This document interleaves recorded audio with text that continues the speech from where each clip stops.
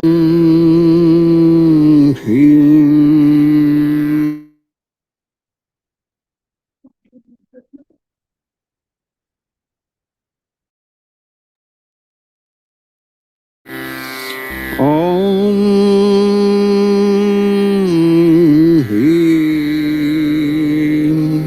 Can you all see the video and hear the Guru Mantra? Yes.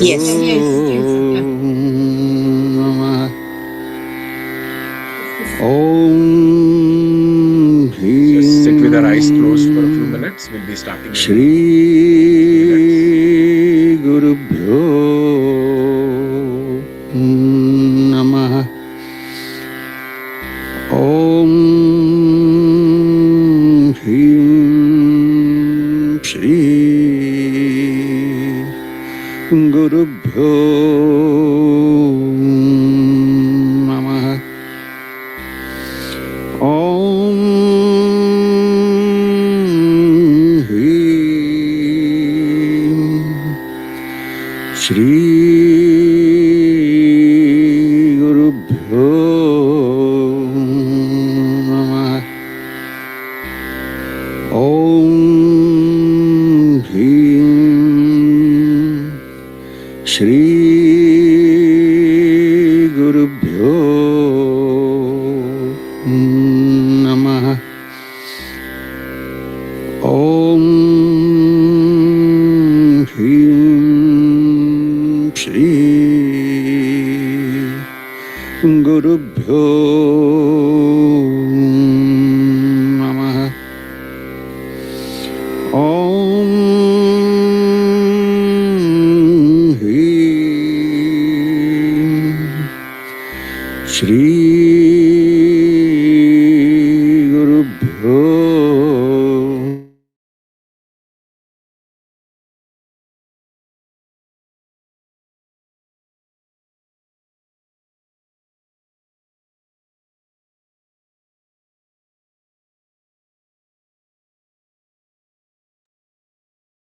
Namaste, namaste, everyone. Can you hear me fine? Yes, Rohit. Yes. Great. Yes, Do we yes, have? Rohit. Great. Thank you. Thanks for confirming. Do we have Dr. Priya here? Yeah, I'm here. Yes. Great. Thanks, Yes. Priya. So, namaste, and great to see some known faces and lots of new people as well. So, namaste, good morning, good evening, and welcome to the orientation to Vedic chanting today. We'll start with 3 ohms and the initial invocation that will be done by me and Dr. Priya, and then we'll start today's class. So, request you all to be on mute with video on mode, and we'll start in a second.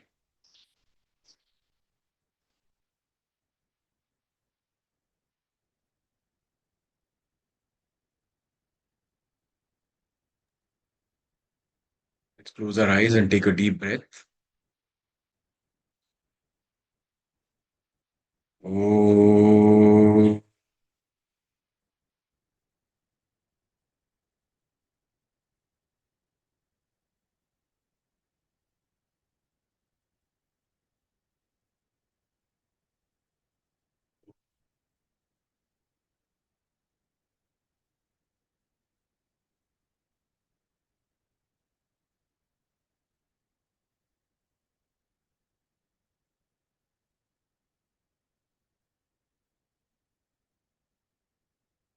Oh.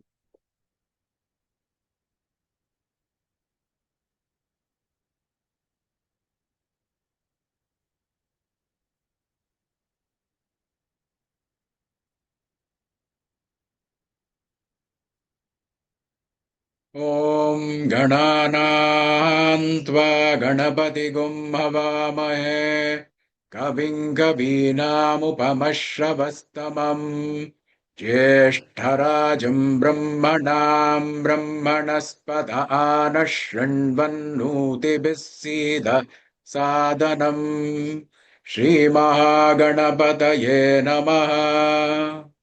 प्रणो देवी सरस्वती वाजेभिर्वाजिनीवती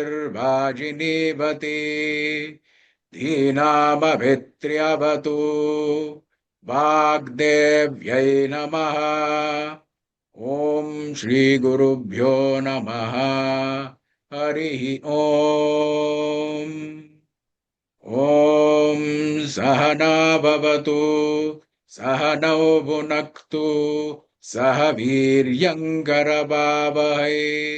तेजस्विनावधीतमस्तु मा विद्विषावहै ॐ शान्तिः शान्तिः शान्तिः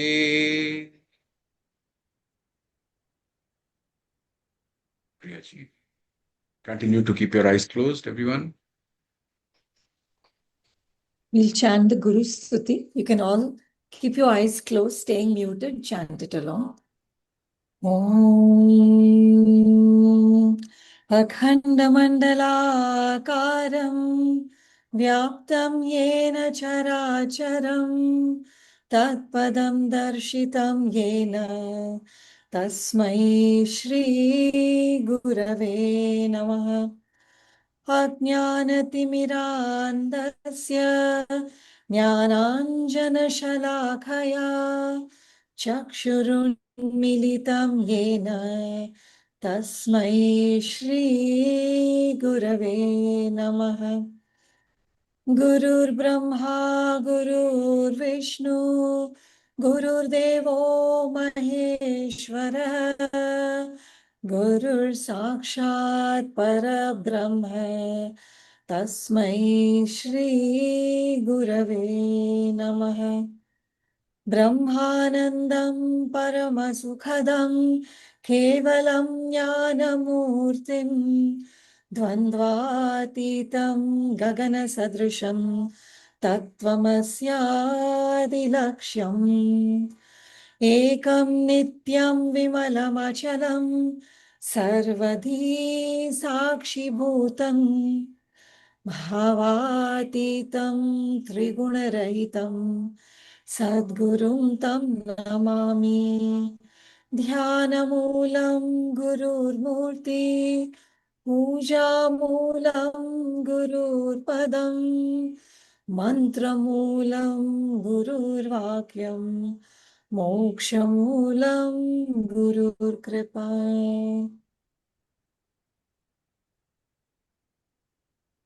Rohit, what?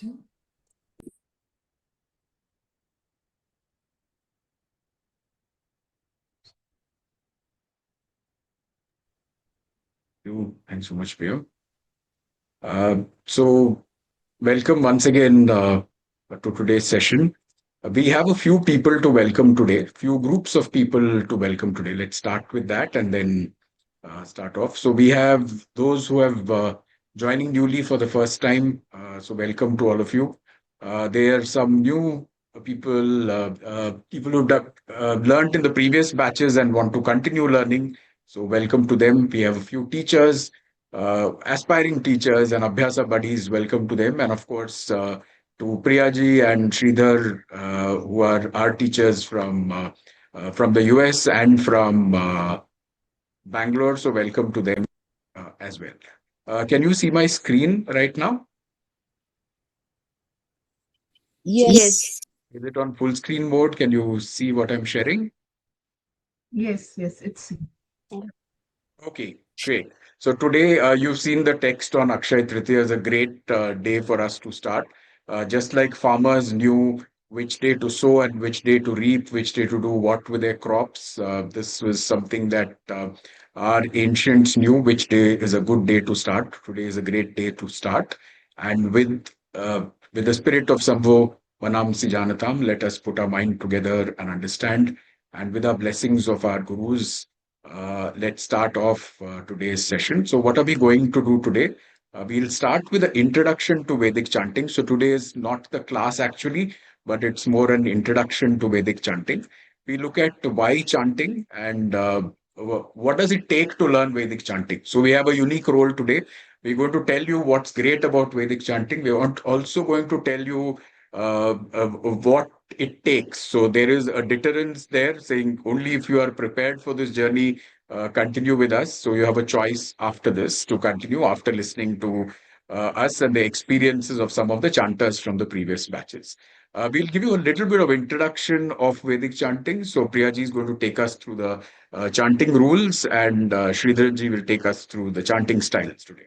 Then we'll do question and answers, a lot of questions we might have. So we'll cover them.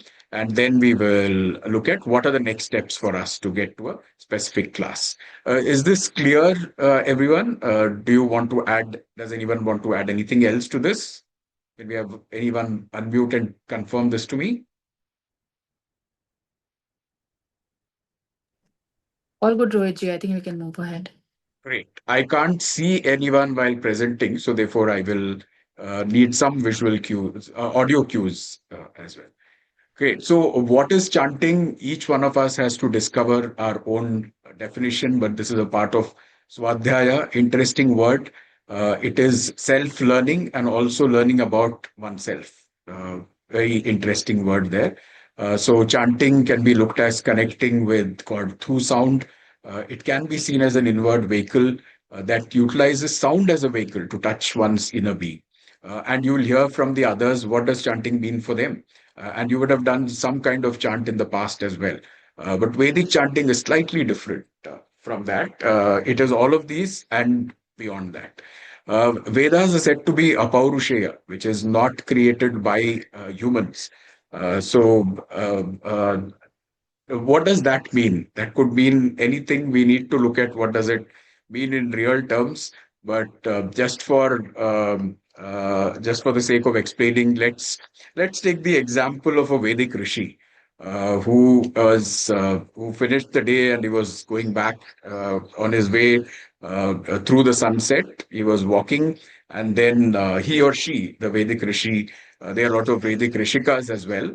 Was walking and then suddenly got an insight from the universe. So it's like they downloaded a Vedic chant from there. What would they do? Would they quickly take out their phone and said, let's WhatsApp this to and forward this to someone. Let's write this and forward. But unfortunately, there's no WhatsApp. There's no mobile. They said, let's write it down. Oh, how can we write it down? Because there is no a paper invented or a pen. And they didn't write down anything at that point of time. So the only way they could do this is to code it. To code it in a way they were the original vibe coders. So what they coded is their own vibe, uh, the state of their mind at that point of time, and into a language that they knew. So this is not even classical Sanskrit. Panini was also not born at this point of time. So this was a language called Veda Bhasha. That is what they put this in, and they coded it in, and they put that into very beautiful intonation and tones which continue to this day, so that we can chant exactly like that evening the rishi had that insight. We chant exactly the same way even now. That's the reason Vedic chants do not change, while later Puranas, Stotras, any other chants change. But the tune can be different, but Vedic chanting has to be chanted exactly the way that they were meant to be chanted. So, what are the Vedas, and which are, we'll not go into very detail into this, but the classification of the Vedas is into the Rig, Yajur, Sama, and Atharva Vedas. Each of these Vedas have their own parts, which is the Samhita, the Brahmana, the Aranyakas, which were written in the forest, and the Upanishads. And the Samhitas are mantras and benedictions. Brahmanas are how to use these mantras in ritual ceremonies, sacrifices. The Aranyakas are the text based on these, and this was written in the Aranya. That's why the name Aranyakas, which is forests. And then the Upanishads, literally meaning to sit near. So they were translated with the students sitting next to the guru. So they were sitting next to them, and those were conversations under the deepest part of the Vedas as well. What we will be learning is the Taittiriya Mantra Kosha from the Krishna Yajur Veda.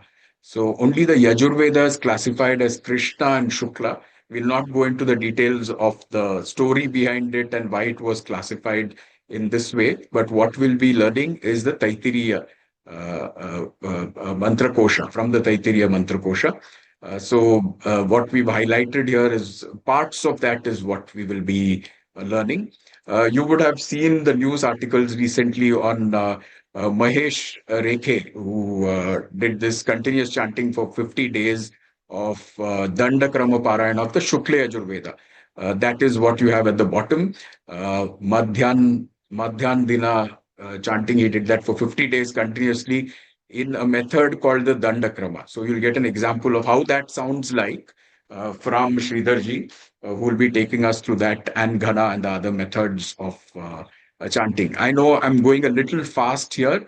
We will have time for questions, but this is something that is just for introduction. We don't need to go into the details of this right at this stage. But any questions so far? I'll take one or two questions only, and then we'll go ahead.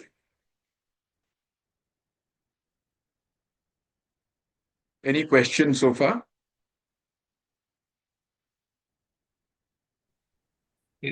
Hi, this is Madhu here. Is there any order of learning, like this has to be done one after the other?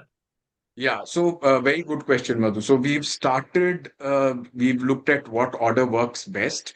And Sir has also guided the Blossom Foundation on a certain method. So we will be looking at that predominantly as well. And the idea is to start simple and then move on to a little more complex aspects, and start with the basics and then build on it. So we'll be doing that, and that itself will take us 1.5 years. So traditionally, each of the Vedas we learned for 7 years full time, 100% by the Vatus. And after that, they would take, it's after completing all their Vedic study chanting by heart that they would then get into the meaning of the Vedas. So we will get into this, and in parallel, you could do Swadhyaya on the meanings of it. We'll not be going into details of the meaning, just an overview of that during our classes.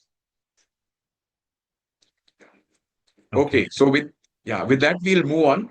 What do you think are the themes of the Vedas? Anyone, if you could unmute and say just one line, what do you think are the themes? We have given one example here. What other themes do you think are there in the Vedas?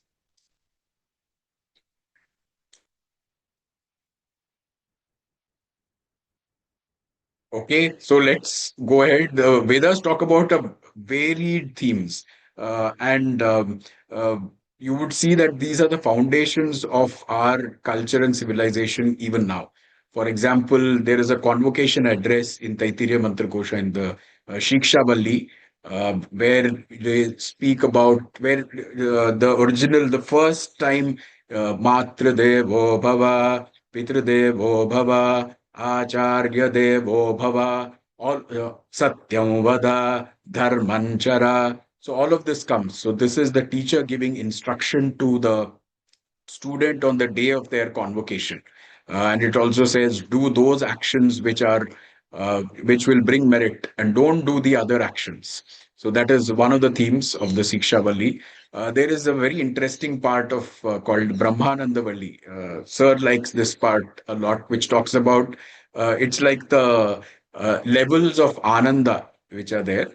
So what is a Manushya's Ananda? What is a Gandharva's Ananda? What is the ultimate bliss? So this is just to give the relative feel of what we call bliss. Real bliss of Atpar is how many times, X times of that. So it gives an example of that. Then we have the Bhriguvalli, which is a dialogue between a son and a father. Father is also the teacher of the son. And Bhrigu goes to his father telling that, give me Brahma Jnana. And the father gives just one advice saying, Tapasa Brahma Vijijnasasva. So you do tapas and find out for yourself. So he goes through multiple levels. He start off saying the annam, the body or physical is what is Brahman. Then he goes deeper and says prana is what is Brahman. Then he goes deeper and say it's the mind that is Brahman. Then he goes even deeper and finally he says bliss is Brahman. Then his father says even that is not Brahman. Ananda is also not Brahman. Go beyond. And then there is no answer to that. And that's where we discover go even further than that. Then the Narayana Suktam, for example, talks about the cosmic person. Antarbahishcha tat sarvam vyapya narayana sthitah Narayana is one who is not the one who's in Vaikuntha, but also the one who's inside me, inside you, and all of us. So pervades everything. The Durga Suktam asks for protection. It's originally seems to be protection of Agni, and then later the Durga that we know of, the form of Devi that we know of. It is addressed to Jata Vedas. You will see a lot of occurrence of Jata Vedas coming there, which refers to Agni. For example, in the Sri Suktam, it's about prosperity and abundance. So those are the various themes. Chandram, Hiranmayim, Lakshmim, Jata Vedo, Mahabaha. So these are some of the themes of the Krishna Yajur Veda. We'll be learning a few of these themes. This is what I was talking about. It gives like an equation. So 100 human blisses is equal to that to the most wise human sage. Their bliss is equal to into 100 is equal to a Gandharva's bliss. 100 times a Gandharva's bliss is equal to a Pitru's bliss. 100 times that is of a Devas, and 100 times of that is Brahman, which is pure bliss. So it just gives a relative and says, well, you are really, really happy. Look at that multiplied all of these 00 times, and then that is the ultimate bliss that we have. So there is more to go, more further to go for us. More themes from the Vedas. There's a very beautiful hymn called the Viraja Homa mantra. It is chanted during the Diksha. When someone takes a sannyasa Diksha, they purify themselves and then do this. It's also chanted while Vibhuti is being made now. So each of the verses, for example, there is one which says, purify all of the Vayus. Pranavyana Udana Samana Me Shuddyantan Jyotiraham Viraja Vipapma Bhuya Sankas Vaha, and so on. So it goes on to look at each of the body parts from a physical perspective, from multiple aspects, and says, purify each of this, and may I become clean and pure and eligible to for Brahma Vidya. The Purusha Suktam talks about Sahasra Shirsha Purushaha Sahasrakshas Sahasrapat. So it answers the question, what is the universal Purusha? This is not a male or a female, but like the Virata Purusha, the universal Purusha, what are his hands? What are his feet? What are his eyes? And the question is asked and the answer is given as well. So like this, there are lots and lots of themes. The Sri Rudram that we will be studying is very special. And this is where the Om Namah Shivaya mantra comes for the first time. Sri Rudram is also, I think it is a template for all the Sahasranamams, the Lalita Sahasranam and the Vishnu Sahasranam and so on, because that is the only place in the Vedas where is the list that comes in of hundreds of names of Rudra that comes in. And Chamakam is a very, very interesting one as well. After Rudram, we chant Chamakam, which gives a list of things that we want. Give me this, give me this, give me this. There's also another meaning to that, saying, I am not this, I am not this, I am not this. So we'll learn all of that as well. So I will pause my conversation on this. Let's look at what Sir says, what is chanting. So Sir says mantra japa, and mantras are primarily meant for the mind and what is beyond the mind. So our objective is to do that. Because only when the mind becomes completely free of distractions can it, like an aircraft taking off, it gets that aerodrome, the tarmac for it to get to higher levels. So that's what we will be using chanting as, at least initially. Even without knowing the deeper mantras, there is a lot of merit in chanting. And if we know the mantras, then if we know the meaning, then nothing like it for sure. I'll just play a video from our Vedic chanting group, and then we will. Okay, this video is not playing for some reason. Anyway, I've shared this with you. A lot of you would have already seen this. This is one of the practice classes in Bangalore in Sridharji's place.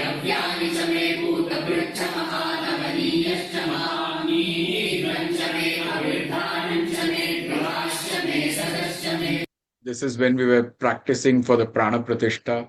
of Sri Guru Babaji's temple. We chanted for 2 days and did a Maharudram.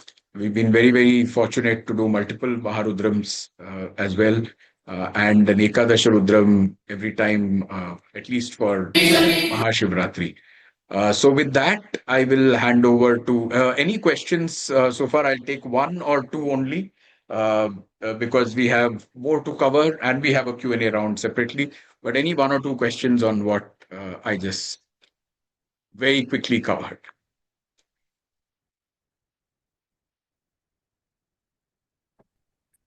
Hi, you said that in this course we'll be learning about Taittiriya and you spoke about lot of themes. Can you tell us more specifically what would we be learning? Because there were a lot of themes you just spoke about. Yeah. So as of now, what we'll be learning is we'll be starting with some simple mantras and some Shivopasana mantra and Shanti mantra. And then we will learn something called suktams. Suktams, the literal meaning means well said. But we'll be learning a few simple suktams. So we'll start with that. And then we'll go to Rudram and Chamakam. That's where we have gone so far in the last few years. Based on the interest, we can go to other areas as well, like the Bhriguvalli and so on. But this is what we've been covering: the Durga Suktam, the Ganesha Atharva Shirsham, and then the Rudram and Chamakam, and a few other mantras as well around that. So that itself will take us a long time with only one class a week. But this is meant to be a starter, and then you get a taste of it, and then you can learn on your own. There are lots of people like Shipra, I think she's on the call. She is prolific in learning on her own. So once she learned how to do how the chants go, she learned a lot of suktams on her own. So you could take that route, or we see how we can together learn beyond this as well.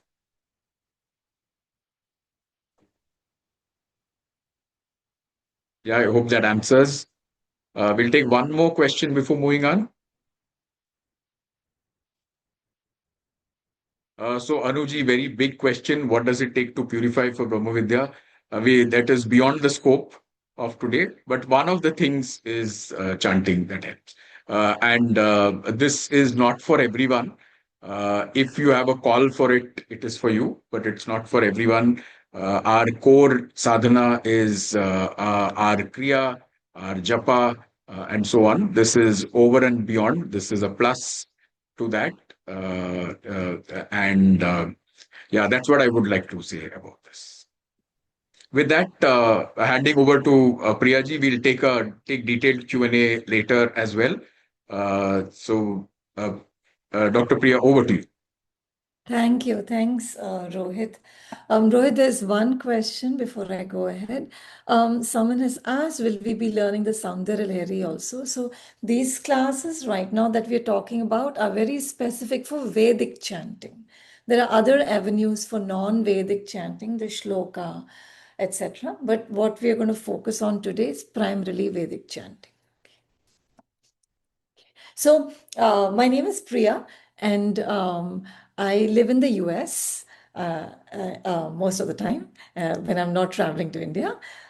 So today what I'll talk about is these alphabets. So we all are from different areas of the world and we speak different languages in India. So we all come with our own specific accent, whether we are from South or we are from North. Our pronunciation of alphabets is primarily derived by our Matrabhasha, what we have grown up with. That native Indian language, I'm not talking about English, that native Indian language that we have grown up with. So I'll speak a little bit about Akshara. And if for a lot of us, this might be like really basic. Oh my God, I'm not going back to kindergarten to learn A, and stuff like that. But this is just to give you a flavor of how important something that we would consider this is so basic, right? How important this particular aspect is. So Akshara itself means na kshayati iti Akshara, something that is indestructible, that cannot be divided. These are divided into, like in English, we speak about vowels and consonants. In Sanskrit also, it's the same thing. Vowels are called swara and consonants are called vyanjana. Swara is vowels, which is etc. And the reason it's called swara is because swara itself means swayam rajayati, something that exists on its own. It doesn't need the help of anybody else to exist. So it just can just be there on its own. So that is a swara. What a vyanjana is a consonant. So a consonant always needs a swara to exist. And you might ask how, that doesn't make any sense. So we'll take Rohit's name, right? So Rohit. So so his name has something called R. But that R needs for me to even say R out of my mouth, even if I have to say R. I'm not even saying ro right now. I'm just saying r. For me to say r, there has to be an along with it that comes out of my mouth. Otherwise, we can all try saying It's just going to be because that vyanjana, that consonant is only, I always get confused between vowel and consonant. So how about swara is a vowel, Vyanjana is a consonant. Now onwards, we'll stick to Swara and Vyanjana. So the Vyanjana itself is r. It needs an to make it r. So you see why a Vyanjana cannot stand on its own. It needs a Swara to even be audible. So if I have to say ro, I have to add a r to an o to make it ro. Ro, he. He has her, what we call her, but it has to it. So for her, I put an E and make it ro he.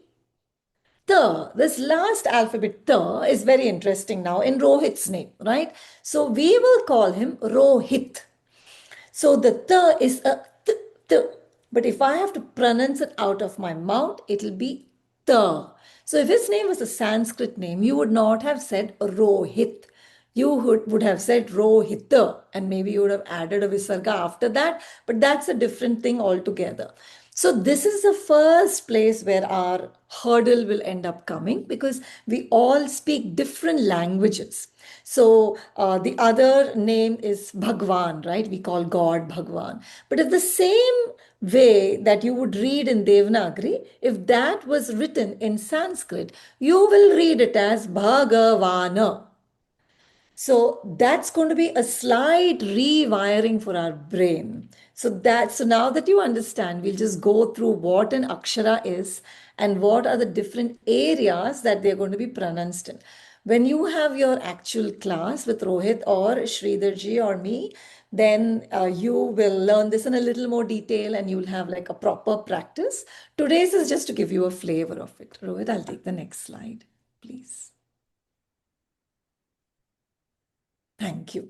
So these aksharas, right? So we have swara, which is e, u, etc., etc. We won't look at that right now.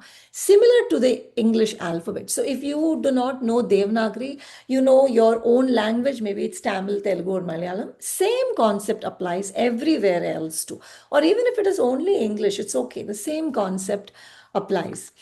So in the area of Vyanjanas, so in Vyanjanas, we have something, a division in Vyanjanas called Vargiya and Avargiya. Vargiya is something that is divided into groups. Varga is a group. Vargiya is something divided into group. Avargiya is something that is not finding its place in this particular group. So to take an example, we'll just look at where these groups are. And I'll say one more thing so that we don't end up taking these very casually. So every alphabet, right, in the Varnamala, so every alphabet in that is also represented by a deity, by a goddess. So the fact that we are uttering this itself, it's like a very, very big blessing for all of us, just to have this ability to utter these alphabets, to just even utter this language from our kantha, from our throat. We are just very blessed to be able to utter it. Now, what way these alphabets are arranged, what alphabet comes after the other, is the whole play of language and its meaning, be it Sanskrit, be it English. The same alphabets can mean can start leading to a very different set of meaning of words in any language, right? But that alphabet itself has a very strong Shakti behind it. It has a very strong power behind it. So even when we use our speech in day-to-day talk, we just have to be very careful because the power of words just go beyond just hearing the words. Every alphabet has a specific Devi that stands behind that alphabet.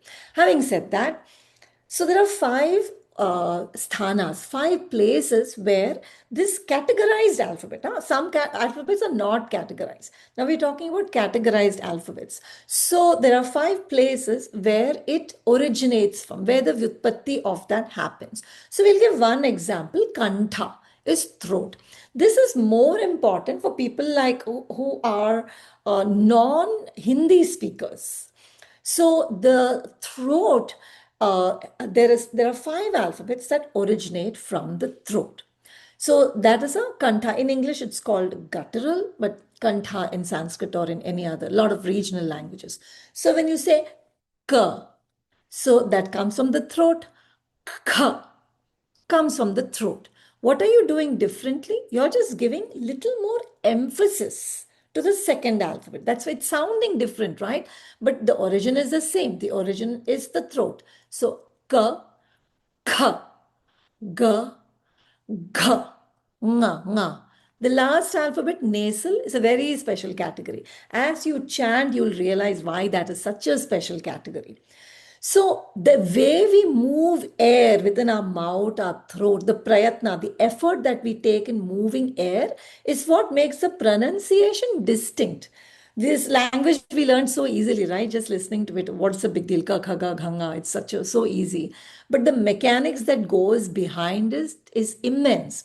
Why is it very important? Because when you chant, these alphabets need to be enunciated very, very specifically, very clearly. Somebody sitting next to you should be able to tell the difference if you uttered k or kh. Very clearly, they should be able to tell the difference. What's the difference? You will learn about a concept called little effort that alphabet is producing, like k, little effort, kh, more effort. So that is the terminology for that we use is alpa prana, little prana, maha prana, more effort. Prana has multiple meanings. In this case, it means effort. So you will learn to tell the difference between alpa prana and maha prana. So when Rohit teaches you, he'll correct you by saying when you have ba, babhuva, babhuva, ba, not babuva, not babhuva, not babuva, babhuva. So it's extremely important for you to understand what more effort means, which alphabet is that, and which alphabet is less effort. So there are five areas in this whole throat region that derive that the pronunciation originates from. So you learn a little more in detail about that. I won't go through all of that. Suffice to say, one is the throat, one is palate, one is in front, right behind the teeth. The other one is teeth, and the other one is lips. So this is what you will end up with. This picture depicts everything. So there's going to be a lot of unlearning that some of us will end up doing because we're all patterned differently. We all speak different languages. So like I speak Tamil, where you would have heard South Indians pronouncing a word very differently from how the north of the country speaks. And sometimes we are made fun of, but that's because for ka, kha, ga, gha, there's only one alphabet in Tamil.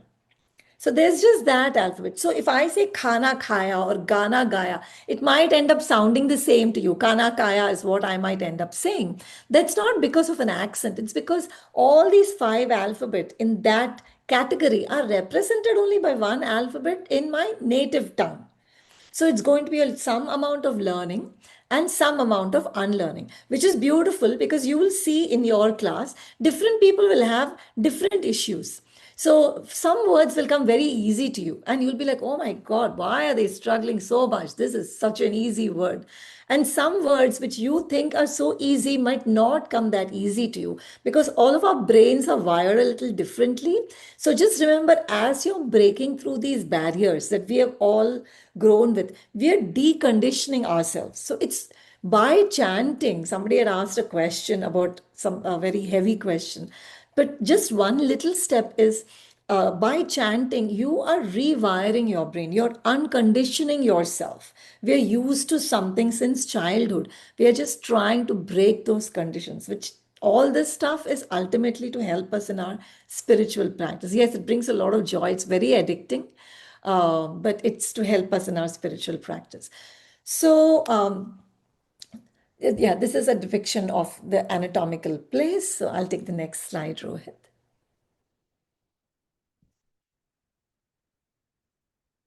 So you learn what is a short alphabet: k, ka, ki. So that has to be very, very distinct.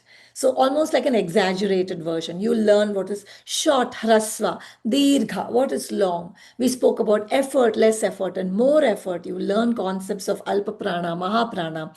You learn another concept, which is probably one of the most important concept. Like Rohit spoke about apaurushaya. So this Vedic chanting area does not have creative liberty. We can all try our creative liberties in Vishnu Sahasranamam, Lalita Sahasranamam, Soundarlari, where there is lots of creative liberty. You can sing it the way you want to. Devi will accept everything. Here they have written a rule. We have to follow the rule. Why I like it better this way? It does not going to work. So this is how they written it. We blindly follow it, because they have found that that is what creates the most. It's apart from these words, the way we pronounce these words, the way the intonation is what brings about the greatest benefit.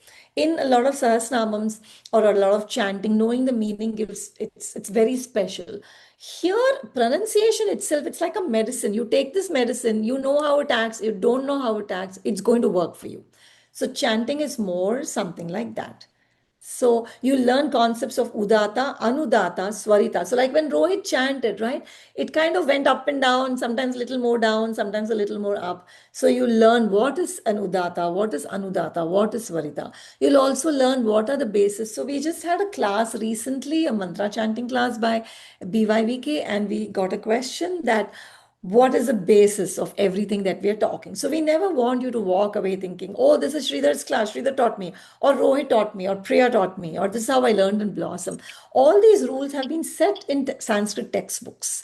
And that is where these rules are coming from. These rules are not invented by any of us. Rohit, I'll give this to you. Okay, Could great. you continue Okay, with yeah, this? I'll finish this. Yes, yes. So the other concept you learn, which is again a very important concept, is sandhi. So some of us would have learned the concept of sandhi in our own regional languages. So this is going to be a little more emphasized in chanting, because like you don't need to come to class, right? You can listen to a recording. If you are musically oriented, then by the way, to learn chanting, you do not have to be musically oriented. It helps, but it's not mandated. So you can just go listen to a record and just learn it yourself. You can self-teach yourself. But the reason we emphasize that you have to come to class to learn it is anybody can learn from a recording, but do you have these nuances, these small little details that actually make chanting effective together? Do you know where your pauses are? Do you know what your sandhi is? Do you know why you changed it? Now you might also get books where they have done the sandhi and they will give it you. Sandhi is nothing but joining of two words. Two words, when they are joined, the joined word will either transform, or the joint word will get an addition of a new word, or the joint word will disappear. So one of the three things happen, and you will learn those rules as you learn chanting. So when you learn that, when you apply that in your chanting, that is why you're coming to this class. When somebody is listening, it a lot of times, we're not purposely chanting something incorrectly. Our brain is giving us a signal, this is the chant, and the mouth is chanting. But somebody listening to you is going to tell you that is wrong. And clearly, you didn't purposely make the mistake. You If not, why would you chant incorrectly? But sometimes there is something lost when our brain gives a signal and the vocal cords enunciate it. So that's why somebody listening to you and correcting to you is extremely important. Even now, when I pick something and I kind of just look at it and learn, and then when I listen to somebody, I'm like, wait a minute, I kind of forgot these nuances. So it is these nuances in chanting that makes chanting very, very effective. So I think I'll pass on this. Oh yeah, so we spoke about swaras and vyanjanas, right? So the other two things that are like really important in chanting itself are these other two categories called Jihva Mulya and Upadmaniya. You do not have to remember a single terminology. You will be an excellent chanter without remembering these terminologies. So don't get scared listening to these terminologies. But these derive, for example, if you have a visarga, two dots, or if you're following the English script, it's going to be an H and a dot. And that following that, there is an alphabet K or K. What happens to the visarga? How does it change? Why does it change? If you have a visarga and after that you have P or P, what happens to the visarga? Why does it change? By the end of 6 months, you will be a pro in this and you will do it even without thinking. It's going to end up becoming second nature for you. You just won't even have to think. The other thing that I don't have in the slide that's extremely important when you chant is samyukt aksharas, conjoined consonants like ksha, K-S-H-A. This alphabet, that's a beautifully written alphabet in Devanagari. It's not sh. So if you pronounce sh, you will take a certain time. If you pronounce ksha, you'll take fraction of a little more time. So understanding what a samyukt akshara is, a conjoined consonant is, these things are the ones that help you a lot in your chanting journey. These are the nuances that makes a chanter a good chanter. Okay. So I will pass this on to you now, Rohit.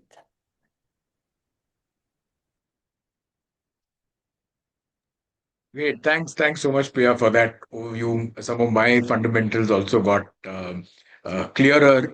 And this is something, like Priya said, something that we have to be conscious about and continue to keep improving. So very mindfully chant.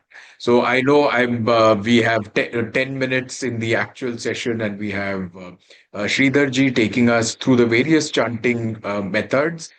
Before that, I'll just take a minute to talk about the swaras. So uh, let me look at the Dirgha Swara, for example. Vishwadevaihi. So what I said, they, so under the they, there will be two lines. So that's how this is chanted. There's also something called a Pluta Swarita, which is quite long when you have to elongate how the chanting is done and take multiple matras. What Priya told us about the millisecond one. So that's what is referred to here. One example of this is Supravye Jajamanaya Sunbate. So all of these nuances is something we learn wherever we are chanting as well. So one of the ideas here is it's a theory. We don't know this for sure, but there seems to be a neural rewiring that happens, and this also goes well with the theory of neuroplasticity, which is as long as you live, your brain keeps growing, and you can keep growing it continuously. And one of the ways to do that is chanting. For example, if we say Narayanaha, Narayanaha, so within a short few milliseconds, the tongue has gone to five different positions, and it keeps going there. And when we are chanting something which is very nuanced, the tongue keeps moving so many times across. And then there is the air is given out in so many different ways. So there's Alpa Prana, Mahaprana, each of these coming together. So within milliseconds, there is a lot of change, and you keep doing that for hours and hours and hours. That's what happens to a lot of us when we keep chanting for a long time, especially right after the Rudram, Ekadash Rudram. We've been chanting for 3, 4 hours. And when you sit, you feel like not talking at all. There is a lot of peace that is there inside. Everything is calmed down. And we are in a different state. So maybe that is what chanting does as well. So with that, we will move to Sridharji. Sridharji, please take over. Okay, I'll just take this one chant. So, what are the various elements that are to be do we need to look at while chanting? That is also there in the Taittiriya Upanishad itself. In that same, I think it's in the same Shikshavali itself, which is the convocation address. It's like a reminder. So no, it's in Shikshavali. So that's where this chant comes in. It says, define Shiksha. Shiksham Vyakyasyamaha Varnaswaraha Matra Balam Samasantanah Ityukshashri Ikshadhyayah. So it says, what is it's like a checklist. So when you're chanting, your letters need to be correct, your intonations need to be correct, your duration needs to be exact. The balam that you give, the strength of the prana that you give needs to be correct. The modulation, which is the sama, which is the musicality, needs to be correct. And your grammar, punctuation, continuity, which is the santana, these things need to be correct. So this is like a checklist that we'll use to improve our chanting as well. So with that, Sridharji, handing over to you to take us through the chanting styles.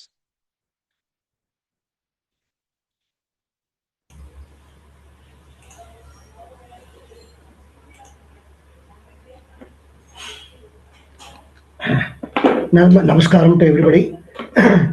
It's so nice that today we are starting with Tritiya, and as some of the teachers that have talked about Priyaji and Rohitji, I think there are many things that we are learning as we are going through the Dhatyaya. But uh, the major aspect of Vedic chanting styles are many. Out of them, we talk about Samhitapata, the way how we are going to learn, and the way how Rudram is typically recited. So, what is a Samhitapata? The way how you are talking about every word or every sentence as we are communicating to others, one word at a time in a sequential way, is basically a Samhitapata. But what is Patapata? Patapata is basically talking about every pata. That means every word in a sentence is typically called as Patapata. So, uh, what you do when you are chanting, you basically give stress to each patam of that particular sentence. Then it would become Patapata. Then what is Kramapata?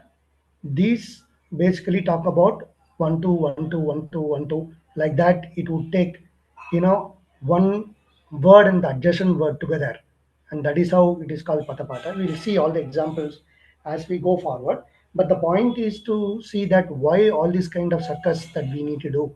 Like typically what Rohit ji said, that whenever you recite a mantra, what happens is, number one, pranas are involved.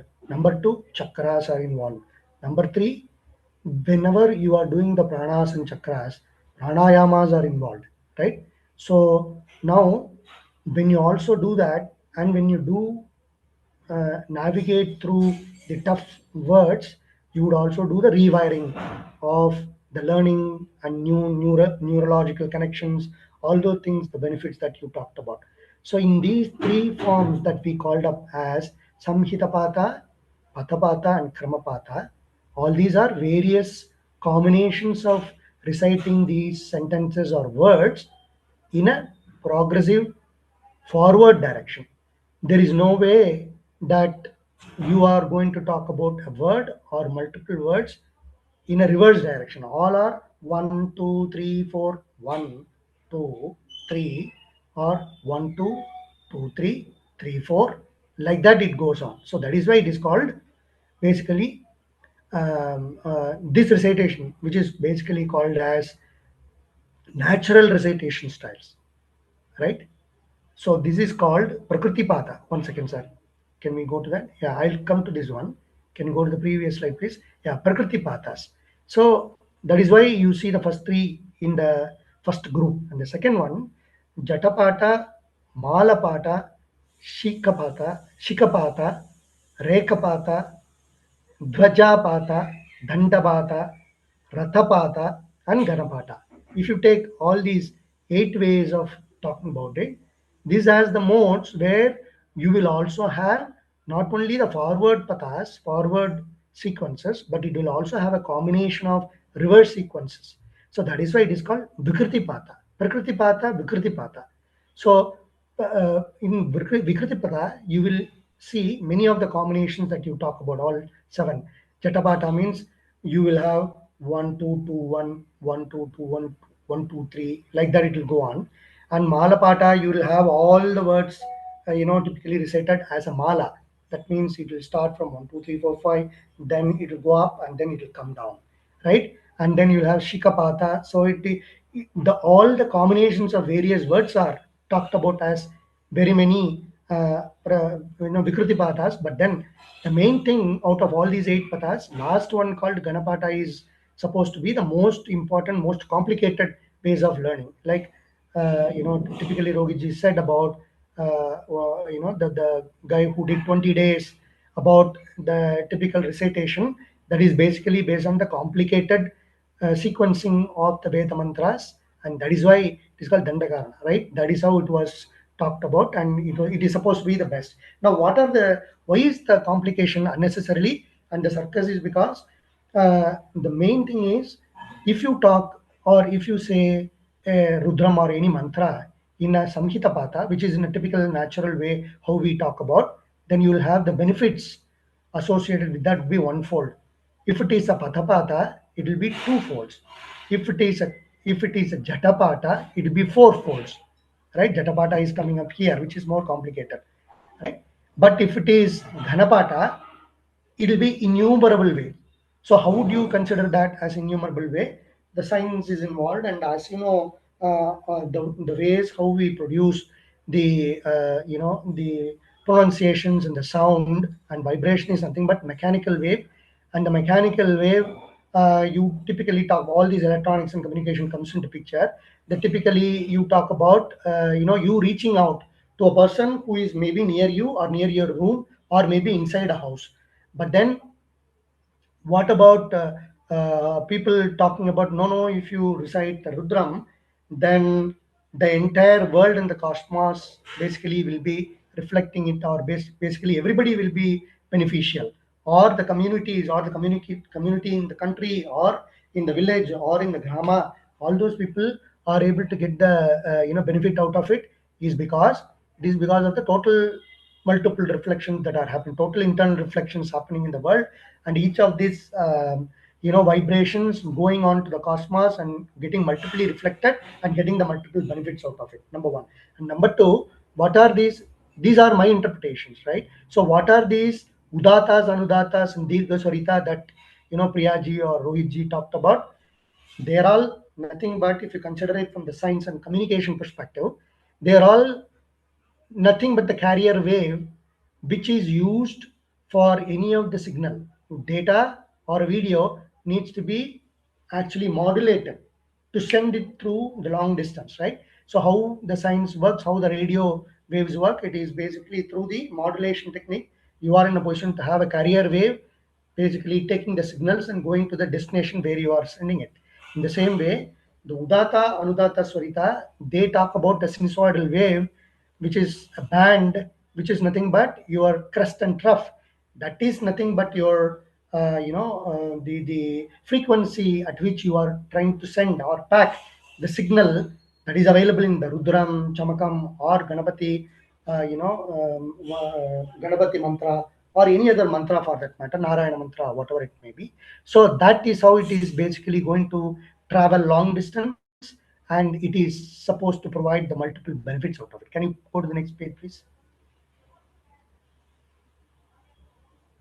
So now, as I talked about, you had seen 1, 2, 3, 4, 5 is a normal sequence.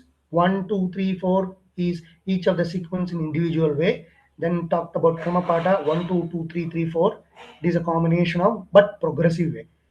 When you see Jatapata and Ganapata, you can see they have Vrikrutipata. That means it has 1, 2, 2, 1, 1, 2. Right? 2, 1 is a reverse. In the same way, if you see Ganapata, it is 1, 2, 2, 1, 1, 2, 3, 3, 2, 1, 1, 2, 3. That's how it becomes. That means 3 words are becoming 13 words and 2 words are becoming 6 words. That is how it is, basically recited as. Okay. So is there anything else in the next page, or can we go to one sample of next page, please? Yeah. So Sridharji, you can go to the sample Okay, uh, sure. of Rudram So itself.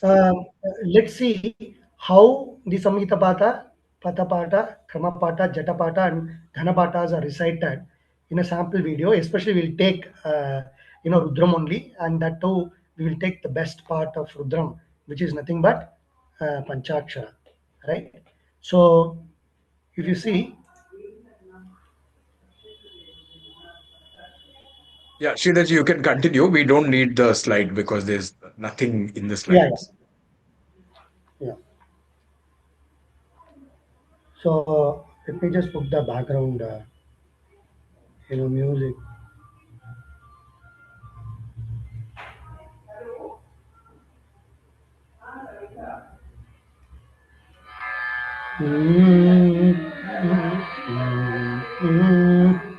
Om Hari Om Shri Gurubhyo Namaha Hari Om.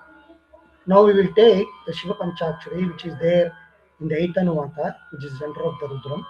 So, which is like Samhita Pada we will do. Nama Shivaya Cha. This is Samhita Pada where you say Nama Shivaya Cha. Nama Shivaya Cha. Then this goes as Patapata. When we talk about Patapata, it will become Namaha Shivaya Cha. Each Pata Nama Shivaya Cha is recited as Namaha Shivaya Cha. And then if you talk about this as Kramapata, it will be Namah Shivaya Shivaya Cha. And the same thing in Jatapata, it will be Namah Shivaya Shivaya Namo Namah Shivaya Shivaya Cha Cha Shivaya Shivaya Cha. See how complicated it is becoming as we go from Prakriti to Vikriti Pata. Then if you look at Ghanapatam, it is Namah Shivaya Shivaya Namo Namah Shivaya Cha Cha Shivaya Namo Namah Shivaya Cha Shivaya Cha Cha Shivaya Shivaya Cha. That is how the Ganapatas will be. So Nama Shivaya Cha. So 5 words have become more than 17 words if you look at it from the Ganapata. That is how it is. So now you talked about what are the various styles of recitation, and we have also talked about a little information about how the science is involved in that. And the last but not least, what we are talking about is what is the use of these kind of complicated Vedic styles. And the last but one that I wanted to say is what is the use of this Rudram. Okay, there are many rishis and munis, they have talked about it. Out of them we will talk about few sentences that what Rudropanishad says, what are various Puranas says, and some of the Jhapala Upanishad says, and all those. So just 5 sentences that I'm going to talk about and conclude. So by the way, if you are looking at Rudram, then you have to look at few people which are important on Rudram. Okay, Rudram, the main Rishi for Rudram is Aghora Rishi. He is responsible for coming out with this Rudram. And the second point is, whenever you talk about Rudram, you have to talk about Rudrabhashan. What is Rudrabhashan? All the meanings and multiple representations or Vyakhyanas given to various rishis. So few of them which are many people have given, two of them are important, which is basically Bhatta Bhaskara and Sainacharya. So these are the two main Bhashyams representatives or Bhashyam tellers who are basically talking about the Veda Mantra and Rudra especially Rudra and their meanings. And then we will see that Bhattabhaskara quotes in a shloka in some of the Puranas that Rudratyayi vase tatra ghameva nakare piva vyadi durbiksha choradi bhata tatra najayate. That means what? So in a house, if there is a Rudratyayi, a person who is doing the Rudram, then the whole, even a person that is reciting the Rudram or studying the Rudram and the meaning of it, the whole village or the town and the entire state or whatever it may be, the region is free from disease. That is what it says, that vyadi, yeah, disease and famine, and also the thieves, choradi, yeah, durbiksha is nothing but famine, yeah, none of this will be there, which means one Rudratai in the community is going to be responsible for the, I will not say responsible, because of him doing the recitation, the entire region is getting benefited. That is one that it says. And the second one is Kim Japyena Amritatvam Bihiti. That's what who says Yajnavalkya says in Jhabala Upanishad. So what does it mean? He is asking me, by doing japa or chanting of which mantra one attain moksha. So it says Satarudreyana evam etani amritatvam namani. So etairhava amrito bhavati. That means, so Satarudriyam. Satarudriyam is nothing but Rudram, and Sri Rudram then is the best mantra that is suited for attaining immortality. That's what it says. So now immortality is one aspect of it, but that is the advanced level. But then that is the only thing that is going to be said by the Rudram? No. It is also going to talk about, kama moksha, kamartha moksha. So it is also talking about artha kama moksha, benefits that you are going to get. That means not only ikapara saukyam, but also the material wealth, spiritual wealth, on all those kind of things are attained by Rudram. And then what is Rudra Upanishad says? Rudra Upanishad says iti Satharudriya Saptavakya Rudrosri Rudropanishadha Pradhanyena Moksha Sadhanatvam Pratipadyate. That means Rudra Upanishad also says, not only Japala Upanishad, Rudra Upanishad also says that that is the only way through which the moksham can be taken care of. So that is what it says. Last sentence, which is from Suta Samhita by Abhinava. Abhinava says from Suta Samhita is basically, it is from the Skanda Purana. It says that Sata Shaka Katam Sakshat Satarudriyam Uttamam.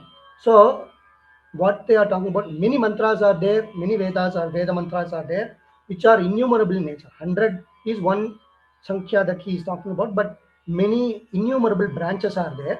And out of all the branches, what is the best and what is going to give you freedom from all is said by Sata Shakatatam Sakshad Satarudriyam Uttamam. Tasmad tat japamatrena sarva papaihi pramuchyate.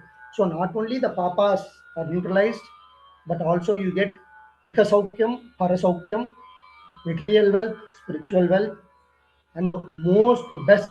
I'm talking about 2-3 adjectives here, but what I mean is the best benefits is out of doing the Rudram, and it is also complicated. It's not easy, but as we go forward, as Priyaji and Goviji has talked about and covered, many benefits that you might be getting it.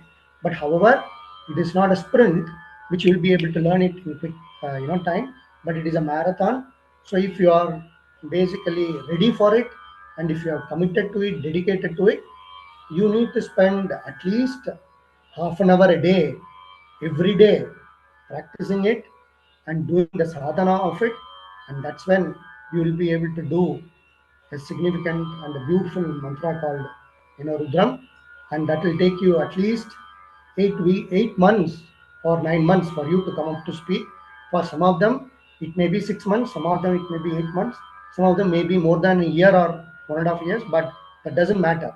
You are actually tying to it unparalleledly, perennially, and dedicated and committed way.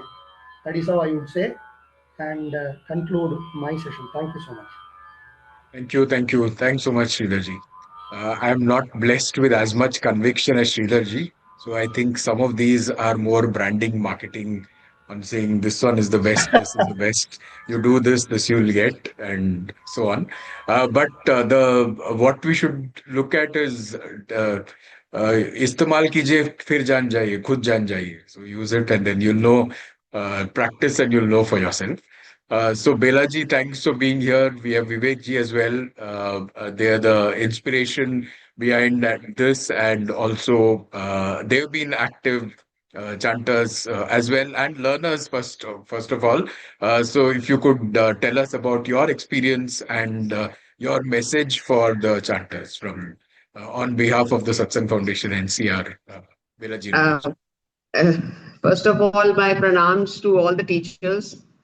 And all I would like to say is that हमने जब शुरू किया था तो हमने गना नाम से शुरू किया था एंड गणपति जी की हमारे पे कृपा ही थी कि we just carried on.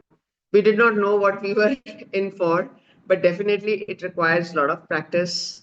But I think the energy and the this thing comes by itself. The more you chant, the more you are energized to learn more. So please don't get scared. You must delve deep into it, and it's a beautiful journey. It's a amazing opportunity. We can't find such selfless teachers as we have in this group. So please, that's what I would say. Uh, I am not so good at Hindi, but what happened was that after 2 weeks, I said, "Yeah, this is too much for me." So I sent a message by on the side to Rohit ji, "Rohit ji, please make use kar do." He said, "Just stick on for at least 4 classes." And believe me, after 4 classes, this was addictive. One would look forward to the Sunday morning, and एक बार आपका थोड़ा flow बन जाए, you would love it. It gives you energy of a different quality and a focus of very different quality. So I wish good luck to each one of you. And I sincerely suggest that please first 6 classes आप attend कर लो, उसके बाद you will not have to look back. This is my suggestion and my request. Thank you. Thank you, Rohit. Thank you, Rohit ji. Thank you. Thank you so much, Vivek ji and Belaji. Thank you. You've been an inspiration, and we couldn't have gone off anywhere without both of your support. So thank you. Uh, It's all master's grace, please. yeah, and all of us come together with His grace. And who else would like to share? Anybody else from the previous batch? We have a few people sharing. Only one condition: 3 sentences, exactly 3 sentences. And then we'll have the question answer, and then we'll conclude for the day. 3 sentences each. Rohit, can I share? Yes, yeah. Ashini, our youngest student, one of our youngest ones. Go ahead. Hi, my name is Asheni, and I started the Rudram with my mom. So at first, she was just learning along with, I was learning along with her. So I admit at first I was very confused, but soon I got the hang of it. So we had to stop in the middle, but I restarted again. So we started at the basics like Ganapati Atharva Shesham, Durga Suktam. Currently, my class is on Anuvakam 1, and we're going to progress into Anuvakam 2. But I am currently practicing Anuvakam 7. So if you ever feel down while you're learning the Rudram, you don't need to, because the Rudram can benefit you, and as we heard some people here say, it can also benefit your entire family. The Rudram itself, when you chant it, it emits so much energy. And what do you? It helps a lot. It can also help with vocal talent. So that's what I want to say. My mom's also here, and she's also learning. She also stopped in the middle. Okay, I'm done. Thank you. Yeah, thanks, Ashini. Could you also tell us how old you are and where you stay? That was nice. I started when I was 9, but I'm currently 11 years old and I stay in Singapore. Yeah, so the amazing thing is she's not even in India and so connected. And initially, her mom got her ear, but now she's the one who pulls her mom back into the classes. That Just is to true. come She back. cannot speak English. She cannot speak Hindi. She cannot read the Devanagari scripts. But after learning the Rudram, like while learning the Rudram, now she can speak in Hindi. That's Wow. the strange part. Yeah. So now she speaks in Hindi. Wonderful. And so this answers a lot of your questions. Do you need to know Hindi? Do you need to know Sanskrit? Do you need to know English? None of them, none of the above. Vivekji, please. Yes.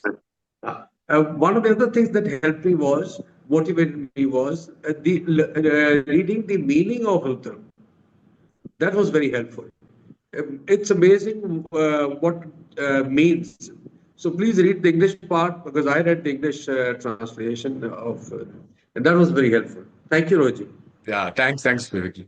So we did after the first batch, we did a Rudram Bhavartha study of in-depth study, and there's a very good document. There's some research material on it, and it is amazing. It's mind-blowing, the meaning of the Rudram, and you can keep going into deeper and deeper depths of it. So without knowing the meaning, it's so energizing, and by knowing it, there's so much more that we get. Who else would like to share? 3 sentences. Shipradi, yes, Prema. Yeah, anyone can start, but just 3 sentences. That's the condition. We were asked to hold an intention when we started the class. We were on a speed runner with a target to learn Rudram, so we missed all the list of things we had.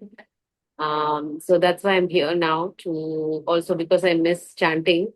But the point I want to share is that we had this intention to hold, and it was something so difficult for me to solve within myself. And after the study, it got resolved itself. So this is what I want to share. Thanks, Prema. Shipradi, would you like to go next? Then Ramaji or anybody else? Yeah. Namaste, everyone. Actually, I had told Rohiji that I wouldn't speak, but since he has called my name, so I thought let me share with you my experience. Don't want to go into very detail. Just I want to tell you all that it is a rigorous practice. Practice is required, and whatever rules and regulations and whatever rules are there to chant Veda mantras, you need to follow. In the beginning, it is a little difficult, and as you go, you flow with the thing, and then you just, as Dr. Priya said, that it becomes a second nature. So for me now, it's like even if I am not chanting Veda mantras, I try to put the rules in even the simple mantras. So it has become so much of second nature now. So it is difficult in the beginning, but please don't lose your heart or get discouraged. You have to go on. And when you are here, that means there is some reason behind it, and you should make the effort and move on. That's it. Thanks, Shipradi. We have a Q&A as well, so if you could be brief, it'll be great. Just 3 sentences, please. Rohit, may I? Yes, Samadhi, 3 sentences. Yeah. Very simple. The first one, language is a challenge for a very brief while. So all of us with multiple languages, I think we get to the same place, and that's music when everybody's sounding the same. Second, I think there is no finiteness to Vedic learning. So if we impose time targets on ourselves, we're just doing ourselves a disfavor. I think that's the one thing that I would like to put across. And the third one is Rohit started with the slide on being connected to God. And this is something we only realize through experience. But the spectrum of Vedic chanting and mantra chanting and ajapa, all of it somehow merges and magic happens. I can only say it's a beautiful journey, and I request as many of you as you can to sign up. Wonderful. Thank you, Ramaji. So we'll start with the Q&A. Any questions that you have, you can raise your digital hand or put that on the chat, and we'll take a few questions. The formal class, the today's orientation sessions ends at 9:30 IST. But I'll be around for any other questions that would be there. You can drop off at 9:30, but if anybody else has questions which are not answered, you could continue to stay on as well. I Before that, I want to be specific, Belaji. When I thanked you, I want to be specific for what it is. The trust that you and Vivekji had that on me that we'll teach and on the group that we'll all learn. So thank you for that specifically, and that helped us in a big way as well. I have no qualifications to teach. You will know, but it was just the great satsang that kind Sir, of built it. sir always says, "Banat banat baat ban jaye." So Yes, our trust was only on that banat banat wonderful. baat ban jayegi. Yes. So So Sir's grace was there throughout. yes, Thank you. Thanks. absolutely, absolutely. Yes. Sangeeta ji, would you like to share three sentences only, very, very briefly? You are on I'm mute. trying Yeah. to unmute. So, when I was learning the Lalita Sahasranamam from Dr. Priya, one of the things she told us is that don't think that you are going to learn. It's the Devi who chooses you. But I would extend that to every Vedic chant. Initially, we signed up thinking we are going to learn, I am going to learn. But along the way, that ego dissipates. There is no ego when you're chanting. You actually merge with the chant, you merge with the Devata, you merge with the Devi. And it's not a coincidence that we are all here together. We are here because somebody up there has chosen us to be here. It's not an ordinary journey, which I discovered much later. It is an inner journey, it's an outer journey, it's an inner journey. The dedication has to be ours, but the grace comes from there. And you can only chant when the grace comes. I could not chant in the beginning at all. And literally, I was at the Kashi Vishwanath temple and I prayed, God, everybody else in my group is able to chant. And I really think that that prayer, that surrender helped me. And I am able to chant a little bit today. I'm still improving, learning. The journey will continue. But really, it's not a coincidence that we are here together. We are here because of His grace.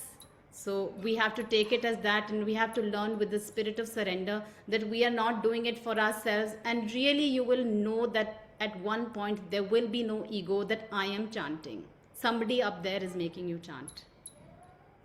Thank you. Beautifully said. Thank you. Thank you so much, Sangeeta ji. You articulated to so Yeah, many of us. brilliant, ma'am. Sangeeta, ma'am, it was wonderful. That's nice, and in fact, that is very true because that was the first ego that I got broke through. So even I was thinking that yeah, I am teaching Rudram, right? But that is not true. You are chosen, and you are doing just a service, and you are an instrument, nothing more. So beautifully said. Thank you so much. Thank you. Thank you. Thanks so much, Sangeeta ji and Sridhar ji for adding that. Okay, questions. I see some.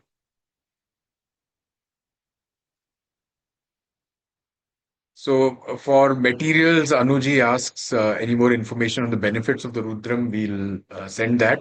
Any book each of your teachers will recommend once you start learning. But this is the book that most of us refer to, which is the Mantra Pushpam. We'll give you all details. After the session, we'll put that on the chat as well. But this is your point to make a choice. Do you want to continue on this journey or do you want to continue it later? It takes something. It is rigorous. We have a lot of people who dropped off and then joined again.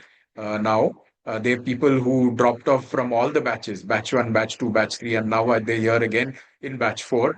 They continue. There's some who dropped in batch two and came back, but it's your choice. So the next step is we will be sending a form to you, a Google form, and you have to fill up your details and then your preferred date, your preferred days and so on. And we'll assign you to a respective group, which could be a Bangalore, which could be the Blossom Foundation US with Priyaji, which could be the Delhi NCR one, where we are creating a group of teachers who will be teaching.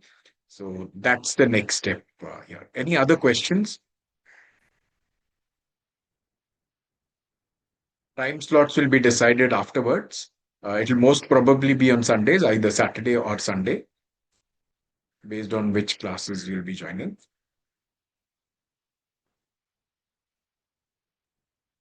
When will this start? Like by which week? So what we intend to do, a very good question, Sheetalji. Intend to do is start some common classes first, which is be on the basics of the Sanskritam Varnamala. We'll have a Sanskrit teacher, Shinaji, coming and telling us. She's created a module specifically on Sanskritam for Vedic chanting, and we'll go through that first, 2 or 3 classes, and then the actual chanting classes. And then Priyaji would do 1 or 2 classes on swaras, and then we'll start with the actual classes, which will be distributed. The first, everyone will come together, and then it will be distributed. We intend to start as soon as possible, but based on the availability of the teachers as well. So ideally, this next week is where you fill up the form, and the week after that is when we start. But we'll keep you posted on the details. Yeah, thanks, Sheetal. Yes, Ravi Shankar and then Vivek. Namaste. Namaste. I wanted to check when we are sharing it on the screen. So do we also share with on in Devanagari Lipi, or is it always it will be like in English? So we will be chanting, and you will refer to your book. So your book can be English, it can be Devanagari, it can be any language. We'll not project anything on the screen from a language perspective, because people refer to Tamil, they refer to Telugu, anything, any language, and a lot of people refer to English as well. So we won't be projecting anything on the screen while I would like chanting. to Okay. I would like to Yes, answer Sridhar, that. please. And in fact, Raviji, it is available in all the languages, like what Rohitji said. And whosoever wants to get that lipi, either they can talk to any of us or write to any of us. Secondly, there is also a link that I can provide, which can be used across the learning platforms.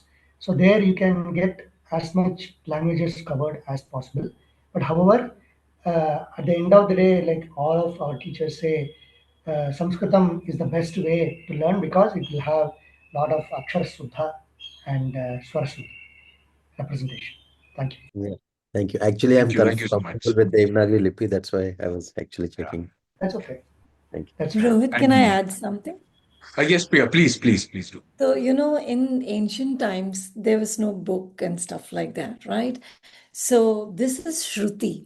So, if you're learning from Sridhar, Rohit, or anybody, just pay attention to listening. And we are so much into the world of PowerPoints. So, there are 2 distractions we have now. We're going to look physically at the book. And then, if we have something on the screen, so we are either looking at the book, looking at a screen, and listening to somebody. So, your energy or your ability is put in 3 different pockets, right? So listening is so important. You come to class, you will have the book. Don't try, none of us should try to do it without the book till we are so sure that we are not going to make a mistake. So totally use the book, but pay so much attention to listening whenever you're being taught, that listening part of it cannot be overemphasized. Great. Thanks so Sorry much for to adding. sorry to Yeah. interrupt. I want to add a very important point after Priyaji telling that. See, in the olden days, as she said, in the Gurukulas, people, Guru basically says one sentence, and Vidyarthi says 5 times. Some of the good gurus will enable the Vidyarthi to say 5 times repetition of the same sentence. But then it reduced to 2. Nowadays, it is once Guru say and twice the Vidyarthi says. But the point is, as she said, as a learner who doesn't have a language proficiency, who doesn't have Vedic, introduction or a basic, or even a language basics. Now the point, what would happen is the guy or the girl or lady or gent is basically trying to sit on a car and driving it without knowing the drive. So you have brake to take care, you have a steering wheel to take care, you have accelerator to take care, you have a clutch to take care, and a gear to take care, and review mirror plus the forward mirror. So that is the same thing that will happen. So precisely what Priyaji said, that you should hear the guru, and that is the reason why all of us are having video calls. So please don't practice during the video. Majority of the people will do. No, don't do that. Listen to the Guru and learn precisely, watch their lips and read their lips, so that aksharas are learnt, swaras are learnt, and the matras are learnt. Once that is done, then use the remaining part of the weekdays to practice. That's how it should be. So as she said, it is Shruti. So Shruti is important, and then Smriti that comes in, that in the olden days there was no book, and so we all learned, at least from my side, I learned it without book. And after that I got used to the book. Yeah, thank you. Thanks, Sridharji, for adding, and Priya. When I first learned in the early 90s, I learned without a book. And then and now I can't do that. If I want to learn any new suktams or anything, I can't do it. And we tried it with our batch, the first batch in Delhi, and it didn't work. So I think we need the book to ensure we're chanting it correctly and as a reference. But the ideal is to chant without it after you learn. Okay, Vivek ji, please. Vivek and then new Vikas. Yes. Yeah, thank you, Roji. So my question is related to this class schedule. Suppose for any reason I miss a class on a particular week, what happens in that case? Yeah, so you have to, most of the teachers will send a recording of that day's, not the full class, but what has been chanted and learnt on that day. Or you could refer to certain videos that they will say, refer to this video.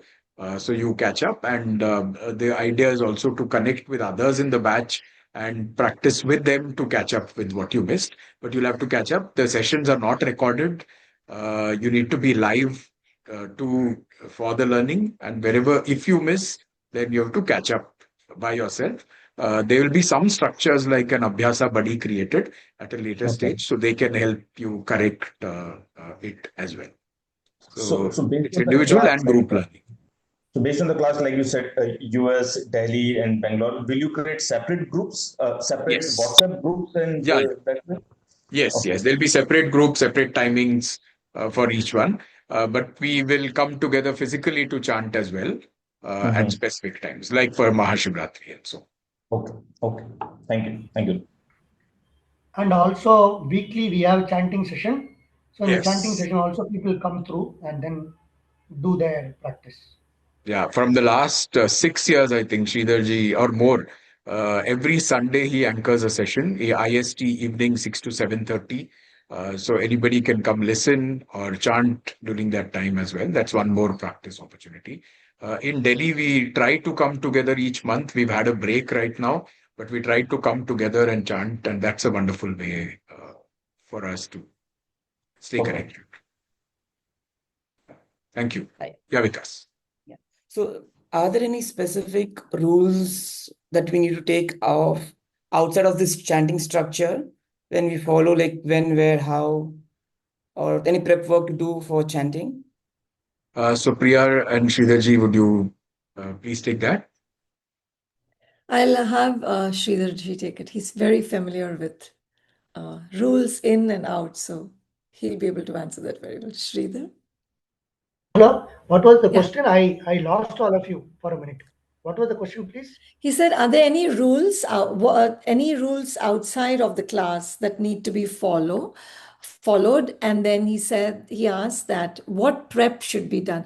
Before I give it to Sridhar, I'll just answer because one thing that probably does not apply at all to you, but women who are in that time of their month, we have asked Sir, and Sir said the chanting can be done. Have a bath, which we should have anyways, and the chanting can be done. So the rest of the rules, I'll have Sridhar explain it. Yes. Yeah, thank you, ma'am. Generally, people think that you have to do it in a very pious and religious way, and the second one is to be in a very pure way how you want to. As Priyaji said, even if you are on those days, it is better, a person takes a bath and then come clean and then make sure that you are in a position to offer it. basically, as we discussed during our discourse, we actually had a point of how it is going to affect the chakras and it is going to influence the chakras and your state of being. It is very important that you dedicate a time, regular time, or you dedicate one morning or in the evening, so that you will be in a position to do. Number one, take bath and then do that. Number two, be at a free mind and don't have dvesha against any people.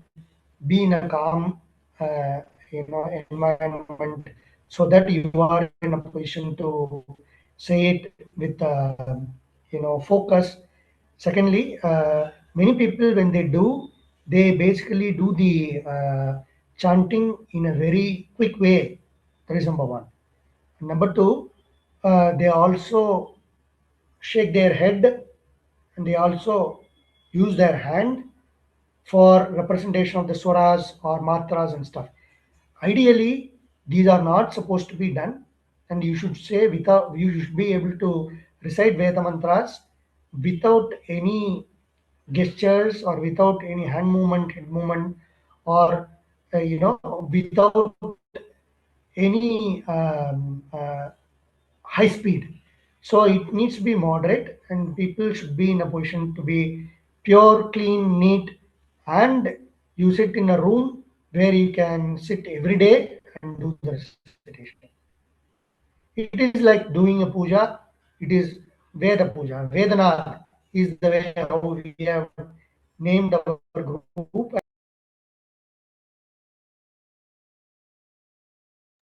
You've gone on mute, Sridharji. You've gone on mute. You'll have to unmute. Last few seconds only. Okay. I think he cannot hear us.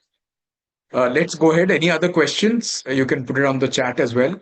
If I can add, about rules, one of the videos that I was watching where Sir's talking about chanting and especially Devi chants, etc., he says whenever you chant, try and also brush your teeth.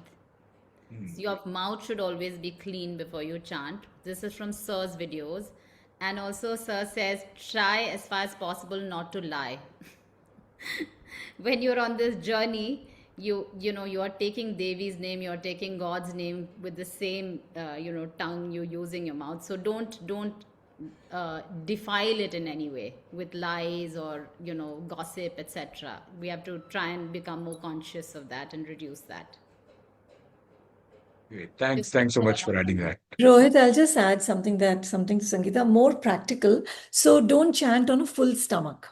So after you've just eaten food, don't chant. You won't be able to, you can't breathe with the kind of breath movement that you need for chanting. That'll be challenging. The second thing is don't chant or practice when you're driving if you are behind the wheel. So we had somebody in our class who actually met with an accident. She was chanting, she blanked out. She like totally lost herself. And the next thing she knew is the airbag had uh, come on and there were cops and there were lights all over. She was totally fine. The car was not, but she was totally fine. And she said that she was driving and chanting and she was in a zone and then she kind of went off in another zone. So do not chant or practice when you're driving, when you're behind the wheels. Thanks, Rohit, Priya. there is one rule important I warning. learned, if I may share, right? Sure. So what my teachers taught me was the shuddhi is so important. Sangeeta spoke about brushing, but I think sitting in a space which is uncluttered and just being creating a physical zone which you can keep revisiting for the practice also creates the kind of energy that one needs. And particularly sitting on the bed and chanting and all that doesn't quite work, I think. Yeah. Thanks for adding that, Ali. So, Anuji, one ground rule, listen to your body. If your body says this is not right, this is not the right time, please do not chant at that point of time. the body gives the signals. So look at that. You need not chant if you're worried about chanting during your periods. If you feel that for your body it's a negative impact, then please do not chant that. Listen to your body. This just reminds me of an additional topic. A few years back, when I don't recollect the exact year, but this I think was the Mahashivratri at Haridwar. Sir commented and said, "We need more women chanters." And now we have an abundance of women chanters, the very few men chanters that we have right now. So within a few years, the tide has completely changed towards the other side, and I'm so glad about that.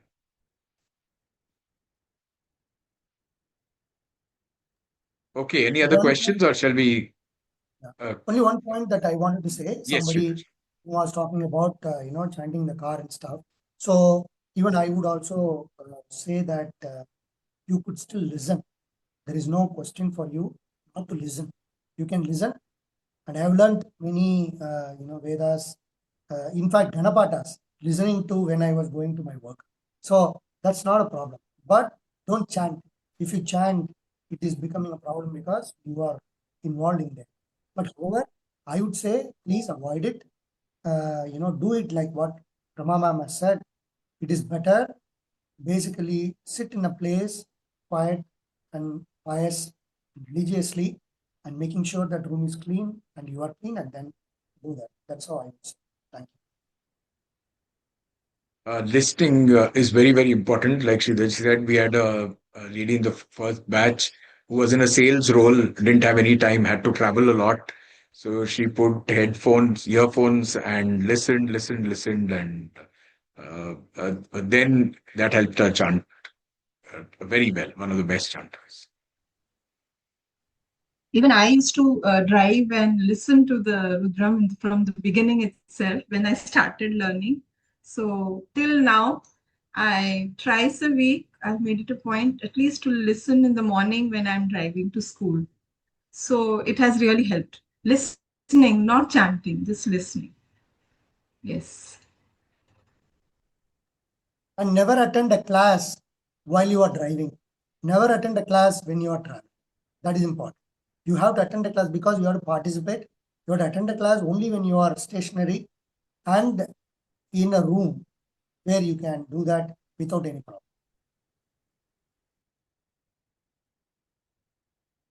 Great. Any other questions? What I'll do is I'll just chant the Purnamidam and close the class formally. And if any of you, one or two people, few people, have any questions, we can stay back. Okay. Oh.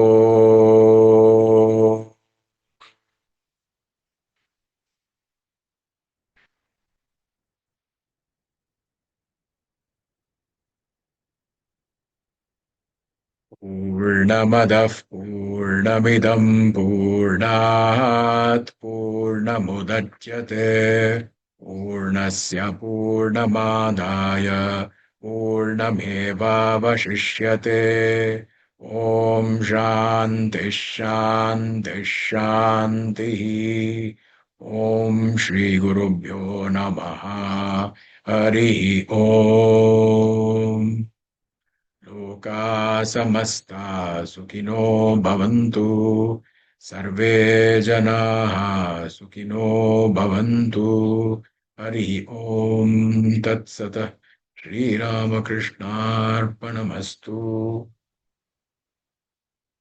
Thank you everyone. Unless you have a specific question that's not been answered, you could drop off. Thank you, Rohit. Thank you, Rohit Dr. ji. Priya, Thank Dr. you. Thank you. Thank you. Thanks everyone for joining. Thanks to all the teachers. Thank you. Thank you. Everyone who joined. Thank you. Thank you, everyone.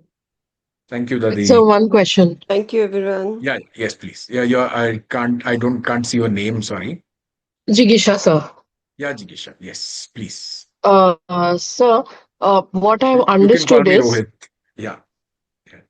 what I understood is that every day I need to practice half an hour at least, and the listening of the chanting is what I have not understood. So will there be a audio which will be sent which we can Yes. hear daily? Yes, we'll send you links to a few YouTube links also, which you can Okay. listen. So if, sometimes you might not be able to practice for half an hour. In that case, at least just listen. That counts as practice as well. Okay. A few So days you could listen only, a few days you can listen plus chant, a few days only chant. You could look at any combination. okay. And what if we are stuck somewhere? Is there any way we can reach out to our gurus who can help us for the Yeah, same? so we'll make some structures as well. Uh, Okay. Either the teachers themselves or somebody else who's learned and is more advanced or who's already perfected this. So we'll have some structures around All right. this. Thank you.